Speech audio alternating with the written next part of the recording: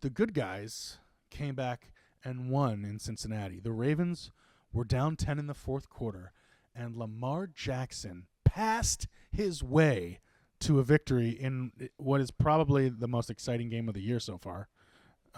IMO. It shows me a couple things. It shows me, first and foremost, the Bengals defense is maybe the worst unit in the NFL.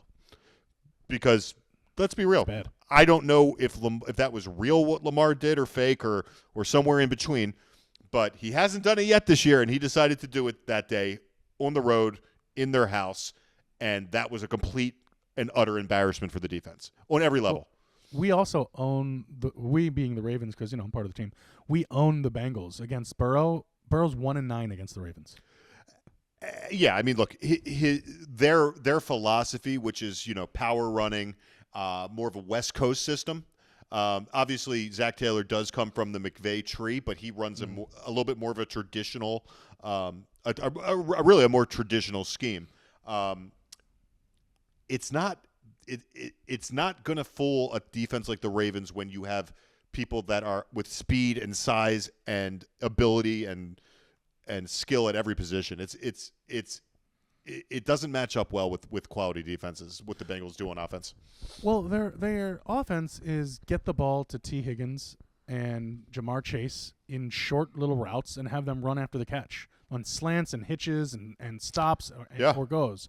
I mean, that's really what their offense is, and their defense is just horrible. It couldn't stop anything. And you saw they stopped Derrick Henry for most of the game, but eventually that dam was going to break, and that's what happened in overtime. That's why you have Henry for those moments exactly late in right. games when everyone's tired and you have a 6'3", 250-pound man running downhill right at you. And that's a game the Ravens never win. Like not even for the fact that because Lamar can or can't do it. It's just we make a big mistake towards the end of the game, which Lamar dropping that ball in overtime certainly was, and then that's it. The Ravens always lose that game. It never reverts back, and it did this time. So for whatever cosmic reason, the Ravens came out of there with a victory. But there's something in Lamar's head that causes him to choke. The choking's real. It's constant and it's unavoidable at this point. Every time he is in a big situation, something bad happens. We got lucky with this one, and the Ravens got lucky, but he dropped that ball. That is one of that. If we lost that game, that drop would have been one of the worst plays in NFL history. We're talking Bill Buckner level awful. Not to mention, it would have put the Ravens at 2-3 and almost and borderline destroyed the season. Crazy that we won. Crazy that happened. Yeah, I don't want to call it choking. I don't know. He just loses focus, I think, for a second. And right there, losing focus. Like, we talked about this the other day. 9 times out of 10, he doesn't even have to look at that snap to catch it. It's just in that second, in that moment, he looks away and he doesn't catch the ball. But he does it constantly. He constantly makes insane errors in big spots. His numbers, and I don't even know how to feel about it because I'm aware he's God's gift to athletic ability, and he will win the Ravens 10-plus games every year that he plays. I'm aware of that. I just don't know what is going on with him. Yeah, I don't know. I'm hopeful that the rest of this season will be a calmer fourth quarter for him, and he'll sort of disprove what you're saying. And I'm not even agreeing with you 100%, but it's certainly there's something there. At the very least, there's something there. I'm so happy though that Derrick Henry and Lamar rushing attack is pretty much looks like what we dreamed it could be. It's every. So I was thinking about this today. Actually, I was trying to form a thought because I was like, God, he's got a lot of weapons, and I'm looking around the league and I'm comparing what the Ravens have on offense to just any other team, and what we have is maybe one of the best collections of talent in the league, if not the best. I'm not sure there's a team with better skill position athletes, top to bottom, than the Ravens. Top-notch running back. You've got Mark Andrews and Likely, who are both top 5 tight ends in the NFL. I don't care what you say, they are. I don't know if they're both top 5 tight ends. I could give you 5 tight ends who are better.